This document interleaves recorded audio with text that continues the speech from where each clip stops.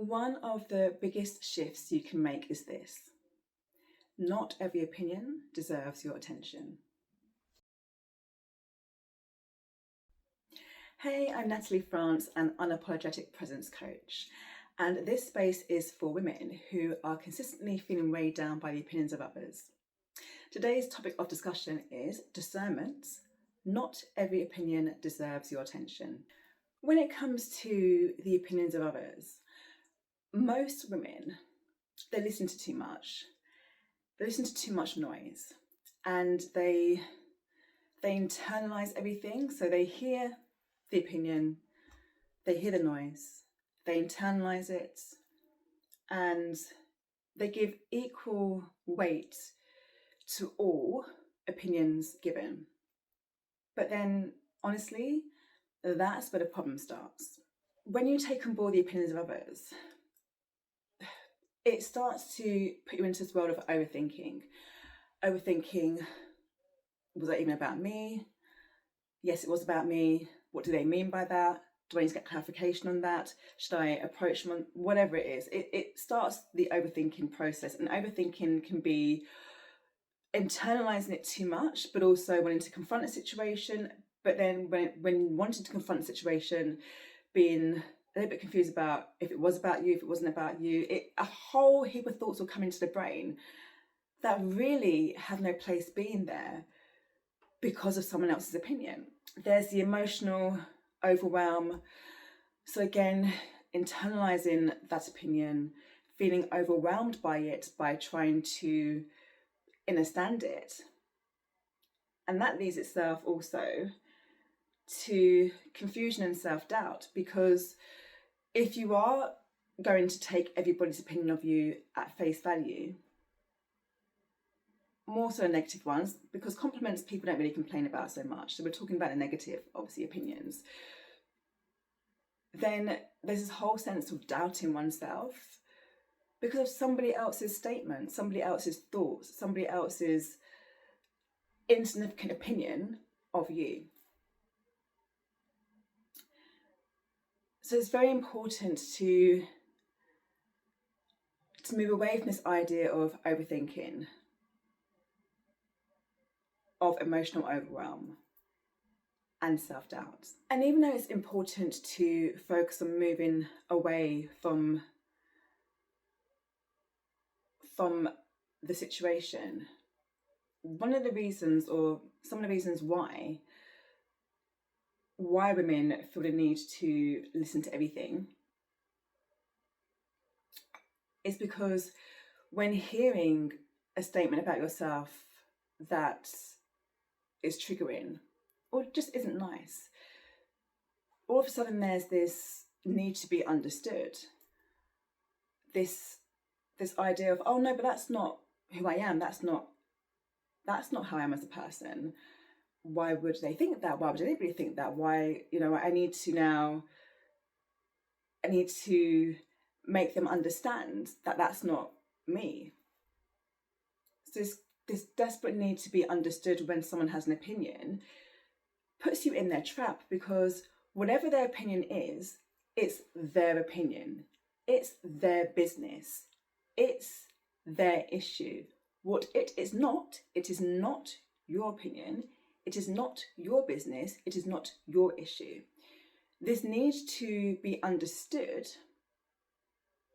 is dangerous because it assumes that you agree with the statement made, and now you are trying to defend oneself, overly explain oneself, be validated actually by insignificant people who have even more so insignificant opinions of you. Hearing opinions of yourself that aren't so nice, that you engage with, whether it be trying to be understood, looking to change narrative, looking to make people know the real you, it's conditioning yourself to be agreeable to them. Because if your instant reaction is, no, I need to set the record straight, I have to be liked, I have to be seen to be who I am in this moment, which is not what they've said about me, you're falling into a vicious cycle of making yourself be agreeable to them, because whatever it is that they've said, and let's assume what they said is not factual at all. If it's factual, then it's got to be something deep rooted within you. But even if it is factual, it doesn't mean it has to be said. Whatever it is that they've said to you, that's now making you have a sense of, I have to do something so they know who I am, is you trying to be agreeable to them. Because why on earth do you now have to decide to please them by engaging with them? Whether it is to debate, debunk, defend, whatever, by engaging with the topic of discussion, you are giving them a little bit of a hold over you. And by engaging with the topic of discussion that they've said about you, you're making yourself agreeable to them. And the reason why you're making yourself agreeable to them is because they have said something about you and you are now engaging with them. You are giving them the time of day when honestly you shouldn't be. This in its entirety leads to a fear of being misunderstood. But what is really important is that we as women, and it's not just a female thing, don't get me wrong, it's a male thing as well, but I work with women. We as women have to remember that we are often a target of a lot of things, unfortunately. You know, as the sexes are, if we think of it as women and men for the sake of it being easy, women and men, women are often seen as lesser than. So that's already an issue internally already. But it's fear of being misjudged. But where does it really come from? Because honestly, I think everyone's misjudged in some way at some point in life, maybe even daily, who knows? Some misjudgments might feel less severe than others. Somebody might say something about you one day which, again, is not true of you, but doesn't touch a nerve as much, possibly because it's not really triggering, it's not deep rooted. And then another day somebody will say something about you that is definitely quite triggering. They're both someone else's opinion. They're both opinions of others that are not opinions that you have of yourself, we assume. So this fear of being misjudged by external factors, well, it leads into a sense of validation, because if you fear being misjudged, that kind of assumes that you are needing to be liked, needing to be validated by others, because if not, then the fear of being misjudged is always kind of held within. But the thing is, like I say, people are always going to have opinions about you, me, whoever. Opinions are just someone else's thought process. Some opinions, and I say this a lot, some opinions are going to be nice opinions, maybe more complimentary. An opinion is an opinion. Even some compliments don't need to be said. Not everybody takes compliments well either. When we focus on the opinions of others, we essentially are normally thinking about the negatively phrased ones, but you know, some of the more uplifting ones, depending on who you are, might not be so uplifting to you. I might find a compliment in a comment someone said about you, which you might find a little bit, you know, offensive. Everyone's different. But this fear of being misjudged, it lends itself to being validated by other people. And because you wouldn't be fearing it if you weren't trying to be liked so much. And fearing misjudgment comes from a place of not valuing oneself. Because if you value yourself and know who you are and sit with that confidently day to day, then the fear of being misjudged wouldn't really exist as much, because you aren't living your life for other people's approval and opinions, essentially. So when looking to shift the mindset here, we're thinking about discernment, okay? Discernment is what one wants to tune into when being confronted with the opinion of another. And discernment really is you deciding what you give access to. Therefore, if someone makes an opinion about you, you decide if that opinion gets your access. You decide if that opinion... Now, there are a few things to remember regarding other people's opinions. Not every opinion is informed. So what I mean by that is that a lot of opinions made about you, they're based on someone's judgment in a moment. They're based on someone's view of the world, someone else's view of the world, often projection of themselves onto you could be a major one. I said this in the previous video, that projection of an individual onto someone else is often that you've shown them something of themselves. Not that you've done anything wrong, but they've seen something of themselves in you and they've projected onto you, made an opinion about you.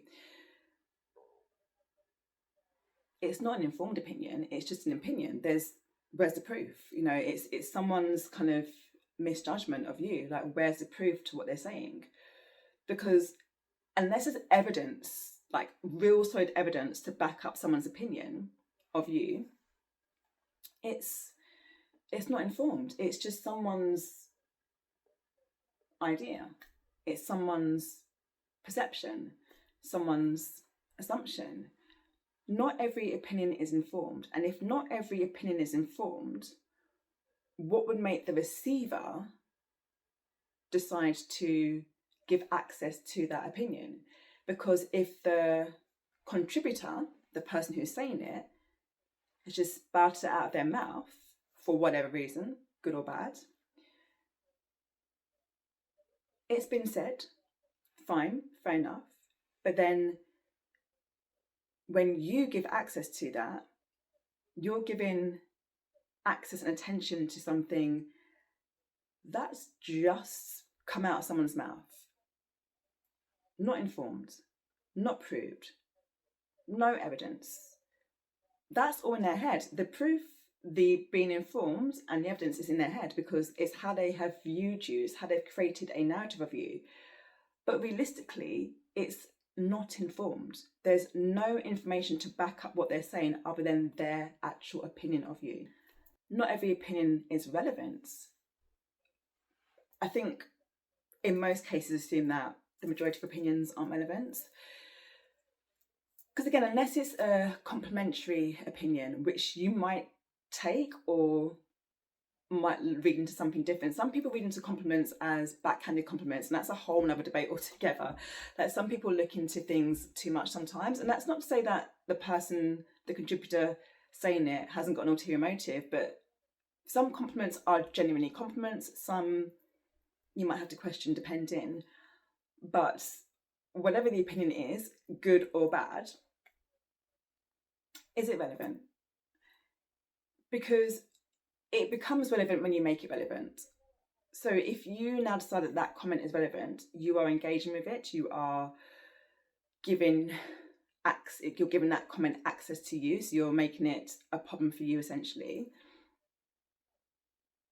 And this is always going to be wasted energy. It's always going to be a sense of, it's not something you have to really deal with. And when deciding to make something relevant in your life, you're taking focus away from the things that are actually relevant in your life. So it's important to really hone in on this idea that someone else's opinion of you really isn't relevant unless you make it relevant. And the way to make their opinions less relevant is to make the things that you actually want to do in your life more relevant. So if someone has an opinion of you that's not true or whatever, before you think to start engaging with that, remind yourself, I've got things to be getting on with. I have got a life to be living. I have got goals to be achieving. I have got whatever it is. You've always got to kind of weigh up, what's important to you in that moment. Engaging with them and their non-informed opinions of you, or making things important in your life that actually are important and more relevant to you, and focusing on that rather than on them. So most opinions about you from others, most of them are irrelevant, and the ones that are relevant, you'd have to believe are true of you. If someone says something about you that's actually true, so it's true, you know it to be true, then it's not for you to be in denial and be like, well, their opinion is wrong. Because in denial is not the same as someone saying something about you that's not true. If you know something is true of you, like, if I'm going to give a really wild example, if you stole money and someone says an opinion which says, well, I know you stole money from wherever, and then you decide in that moment, well, that's not relevant. Well, that's not the same. That's being in denial. Like, if you've done something and someone calls you out on it and you try to make out like it's not a big thing, when then that's not the same as what I'm talking about. That's in denial. That's bordering on lying, depending on what the context of the situation is. We are very much focused on things that are not relevant because they're just not true. Therefore, like I say, don't make something relevant about you if it's got nothing to do with you and it's not factual to you, unless you want to spend your time wasting a lot of energy defending it. And with this particular thought process, not every opinion needs to be carried by you.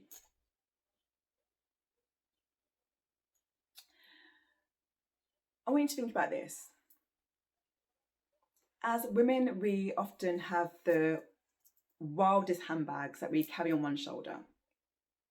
Not great for our posture, not great for our spine, but you know, a good handbag, you can't help. You want to just carry it around with you. It looks good, matches your outfit, whatever. Imagine you leave your house with an empty handbag, and I've got a really small one here. This is kind of probably not the size I'm thinking of, so I've got my small one here. I'm going to use this as an example. It's got stuff in it right now, but I'm going to use my handbag as an example. And it's a tiny one, so imagine if it's bigger, it's going to be worse. I leave the house a bit empty. And I go out, let's say for 30 minutes. I walk down the road. It's a nice sunny day. Maybe I want to go shopping, whatever it is. I'm walking out of my house for half an hour before I come back in. Now, I left with an empty bag, which means it's light, nice and light. And as I spend about half an hour just walking around near to where I live, if I go to the shop quickly or whatever, doesn't matter, but I'm just walking around where I live. And let's say that I come across 5 different people, nobody else, just 5 people, 5 other human beings, doesn't matter if they're male or female, 5 other human beings that I encounter on my journey. And each of those 5 people have something to say about me. Doesn't matter what they've said, they all have something to say about me. I'm going to internalize every single thing they've all said about me. So each time someone says something, I'm going to internalize it, and that internalization is weight in my bag. So for all those 5 random people that I've met in the space of half an hour, I now added 5 opinions into my bag, which has now made my bag heavier. You can see where I'm going with this. I'm now carrying the weight of other people's opinions, and I left my house with an empty bag. It was empty. I just, you know, it looks good with my outfit. I just wore it. I wore it for show. I wore it for aesthetics. I genuinely did have this black one today, this outfit. So I wore it for aesthetics. It matched my shoes today, so I did have it for a reason. But the point to what I'm saying is, every day you start off with a fresh mind, because you can choose to end one day however you ended it and then start another day a new way. Let's just say that every day we can start differently, we can start afresh, we can start anew. And don't get me wrong, opinions can come to you in your own household as well. If you live with other people, doesn't matter if it's your partner, your parents, your siblings, or flatmates, friends, whatever, you can get opinions at home before you've even left the house. I appreciate that. So let's start at the beginning of the day. You wake up fresh, ready for a new day ahead. The minute you start taking on other people's opinions, you are weighing yourself down. It's a burden. It's a burden on you. So the minute you start taking in other people's opinions of you, you're weighing yourself down. And you started light that morning. We're assuming you started light that morning. You woke up fresh, ready to go. You started without a care in the world. And you start collecting other people's opinions, whether it's in your house, whether it's outside, at work, whatever. That then becomes your life. Every time you decide to make someone's opinion of you relevant, every time you make someone's ill-informed opinion relevant, and you internalize it, you fear being misunderstood, you want to explain yourself, every time you kind of go down this route of overthinking and all these things that kind of just take away from you, you are burdening yourself with the opinions of the world. You are carrying their opinions on your shoulder. And don't forget, unless you're wearing a rucksack, let's be physical about this in terms of the way in which bags affect one's posture. You are advised, male and female, to wear rucksacks so you carry weight on equal shoulders. Not that you want to carry equal weight of other people's opinions, but let me finish this statement. As women, we tend to be the ones that carry one-sided handbags. I know men have man bags too, but normally we're the ones that carry the worst bags because they go on one shoulder and later in life they can really affect your posture. That's a fact. So that's physically in life. Physically in life, if you wear a rucksack, like I say, it distributes weight evenly across your back. So it's a little bit nicer to carry. If we think now, thought process, that handbag, especially when they're bigger, you just throw stuff in it, throw stuff in it, throw stuff in it, throw stuff in it. And women do this a lot. Generally with a normal handbag in life, they throw stuff in a bag, they carry it out. Half the stuff we don't need ever. But we're weighing ourselves down physically. That's what you do mentally when you carry the weight of other people's opinions. You're weighing yourself down mentally. And that's your focus as well, because don't forget, where you put your energy, what you focus on, that's your reality. So if you're consistently focused on other people's opinions of you and you're letting that bring you down, that creates a cycle of negativity around you. And that negativity comes from carrying the weight of their opinions, which you don't need to be doing ever at all. So I went off on a bit of a tangent with that one, but I think it's really important because far too many women definitely take on board the opinions of others. And when you contextualize it in a sense of, imagine leaving your house with an empty handbag and you meet 5 random strangers. They're the only people you see in a road, 5 random strangers, and each one of them has an opinion, and you take on that opinion, you put it in your bag. You left light, you came back heavy because you gave them a sense of priority in your world. So I think it's really important to sometimes have a visual of that as well, because it makes more sense when you can bring it into the context of real life for people to understand. But what's the shift from here? Or what's the kind of practical way to deal with these things? When someone says something about you, when someone says something about you, take a moment to pause. I believe the video before this was about silence being your power. Take a moment to pause. Silence. Give them silence. Give yourself time to just reflect in a moment. And the reason why the pause is important is because most people will react from their emotions. And the reaction from the emotions can be very sudden, can be very quick, can be literally not a second to think. They say something, I'm going to react, yeah? But take a moment to pause. Just have a bit of silence, because before you actually react, you can stop the internalization of their statement. When you react straight away, you've automatically internalized it. You've not given yourself a moment. But when you pause and just have a moment of silence, and you can physically walk away if need be, but when you pause and have a moment of silence, in that silence, you can actually think to yourself, do I need to internalize this? Because the pause gives you a second to not internalize it. But an instant reaction means you have already internalized it. And that's the problem with reacting instantly, is that once you fly off the handle, it's already gotten within you. You've already allowed it access to you. But when you pause, when you stop, and think, have a moment of silence, you can actually stop that process. You can stop the process of internalizing before reacting, essentially. It also gives you a bit of time to question the source. Now, I don't think I've spoken about this a lot, but someone else's opinion of you can come to you via many regions, many factors. You can literally just hear somebody say something in a moment, which you assume is about you or which is directed at you. You can most certainly overhear something that you assume is about you, which you're not sure if it is about you or not. So it can be direct to you. It can be an assumption that someone says something about you. It can be secondhand information as well. So someone is passing on a message that so-and-so said what, A, B, C, D, E, F, and G.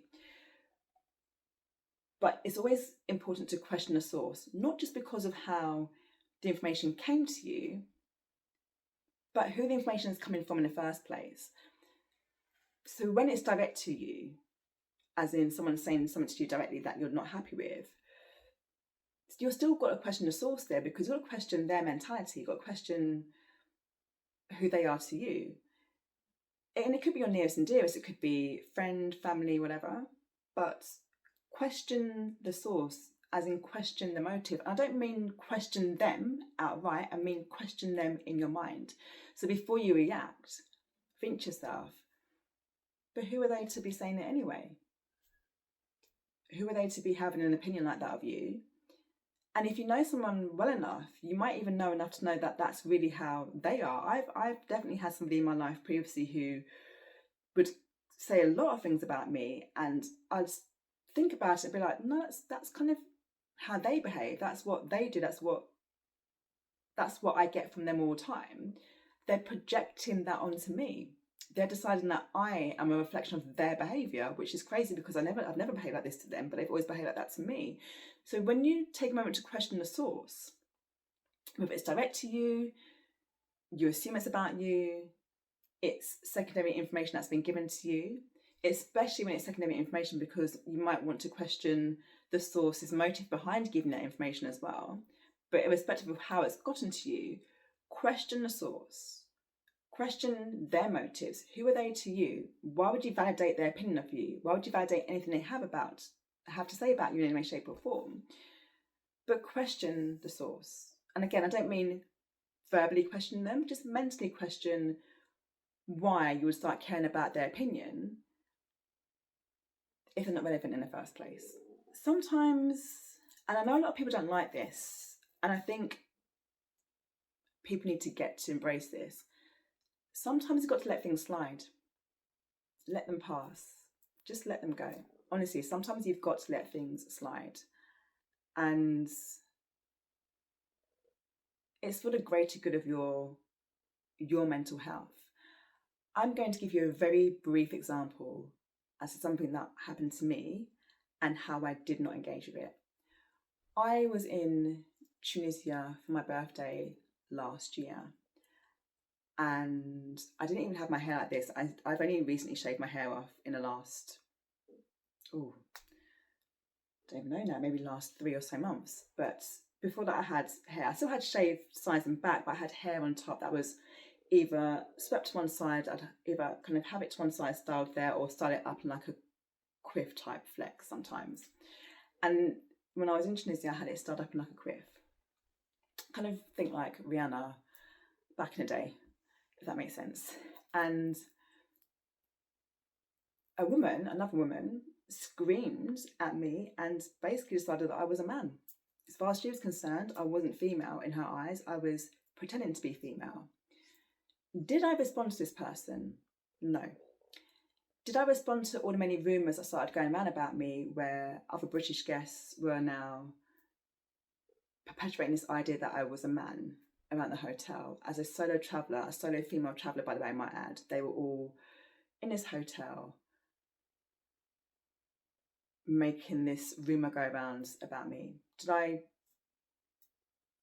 go to any of them and tell them to stop? No. Did I let it pass? Yes. Why? Because it wasn't true. It wasn't true. A woman screaming at me and trying to misgender me because she thinks I'm something else is not my problem. And I don't have to prove myself to anybody. The rest of the hotel guests started to now circulate this rumour about me, again, also was not my problem. There was no truth to their statement or her statement. There was no truth to anything anybody was saying. Why now would I start defending myself, engaging with this nonsense, making it relevant? It's pointless. They have their opinion of me. I can't change that. Someone screamed at me. I can't explain why. But what I wasn't going to do was engage with all the nonsense. I was there for about a week. I had my holiday. I had my birthday. I came back to the UK. End of discussion. End of story. They're strangers. Am I ever going to see them again? No. So I let it pass. I let it slide because the big thing that I just said there is that they're strangers. These aren't people that I'm going to see again. And even if I were going to see them again, I wouldn't care.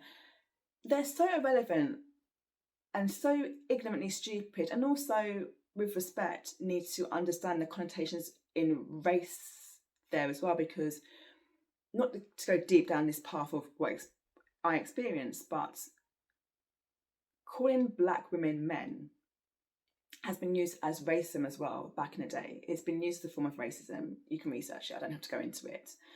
Especially because we are not representative of Eurocentric features. We are not representative of what's aesthetically pleasing to the eye. Now imagine I didn't have my hair cut at that point, and now I do have my hair cut off. Like, although my hair was cut, don't get me wrong, like I said, size in the back, but I had hair on top. Could you imagine if I looked like this? It would have been probably 9 times worse. And I like my look. I like how I look. I don't have any issues with the way I look. Otherwise, I wouldn't have cut off all my hair. I'm quite confident in my style, my aesthetic, and what I look like. But the reason for me giving you that scenario is that I let that slide. I let that pass. Not once did I tried to correct anybody on the narrative of what they were saying about me, because it was one woman who started it. I don't believe she was British, but it was one woman who started it. She screamed at me for other people to hear. But the British guests, they were the ones who kept circulating this rumour about me. And I would have had to have dealt with a lot of people to somehow try to control what was being said. I never once rose to anybody. I never once corrected anybody. I never once had a conversation with anybody. It was just pointless me wanting, if anything, to talk to these people when none of them had spoken to me. Not one of them had spoken to me. So why was I now going to make their issue of me a problem that I have myself? It wasn't. But the major thing was it wasn't even true. None of them had the brains to know that. That's a them thing, not a me thing. But I wasn't going to engage, and I let it pass. I enjoyed my holiday. I heard things pretty much every day that I was there, but I enjoyed my holiday, and I chose not to make it my problem. So yes, sometimes you do need to let things pass. You need to let them slide for your own sanity. Forget about who said what, let them say it. But for your own sanity, for your own peace of mind, yeah, sometimes you've got to let things slide. You've got to just let it happen, let it go. So the bigger picture here is that, honestly, you don't have to engage with everything. You really don't have to engage with everything or anything at all. What you give your attention to is where your focus goes. And the opinions of others is often going to be negative, yeah? So when you give your attention to that, you're giving your attention to negative energy. That doesn't need to be a part of you at all. So just know that it's best to let things go and not engage with them. Peace doesn't come from controlling what people say. It comes from knowing and deciding what you are going to give attention to. And as always, presence over explanation.